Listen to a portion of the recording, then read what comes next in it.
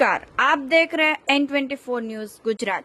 सूरत शहर में हर घर तिरंगा अभियान तिरंगा यात्रा 2024 का आयोजन हुआ।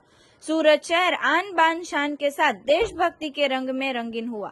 सूरत में केंद्रीय जल शक्ति मंत्री श्री CR पाटिल के अध्यक्ष स्थान पर भव्य तिरंगा पद यात्रा आयोजित की गई। केंद्र और राज्य सरकार के मंत्रियों तिरंगा के सम्मान के साथ तिरंगा पद यात्रा में शहरीजनों के साथ पैदल चलकर भाग लिया। पिपलोद के वाई जंक्शन से लालभाई कॉन्ट्रैक्टर स्टेडियम तक 2 किलोमीटर की तिरंगा यात्रा में सूरत वासियों ने राष्ट्र भावना उजागर की। मिनी भारत सूरत में बसे हुए विविध राज्य के सांस्कृतिक ग्रुप और उनकी नृत्य प्रस्तुतियों लोगों का आकर्षण का केंद्र बनी। हजारों सुरतियों तिरंगा यात्रा में सहभागी हुए। यात्रा के रूट पर विविध राज्य के सांस्कृतिक ग्रुपों, शाला के विद्यार्थियों, युवानों ने पारंपरिक सांस्कृतिक पहरवेश में देशभक्ति की रंगारंग कृतियों की रजूआत करके तिरंगा पदयात्रा में जुड़े हुए पदयात्रियों को उत्साह के साथ स्वागत किया था।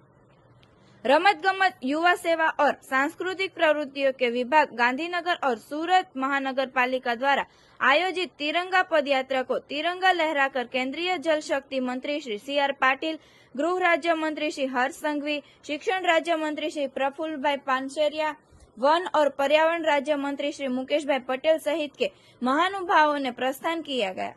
साथ ही मंत्रीगण और महानुभावों तिरंगा यात्रा में शहरीजनों के साथ पैदल चलकर सहभागी हुए थे। कार्यक्रम के अंत में मंत्री श्री सहित उपस्थित सभी ने घर घर तिरंगा लहरे ऐसा संकल्प के साथ तारीख 9 से 15 अगस्त दौरान तिरंगा को मान सम्मान के साथ लहराने की सामूहिक शपथ ग्रहण की गई थी।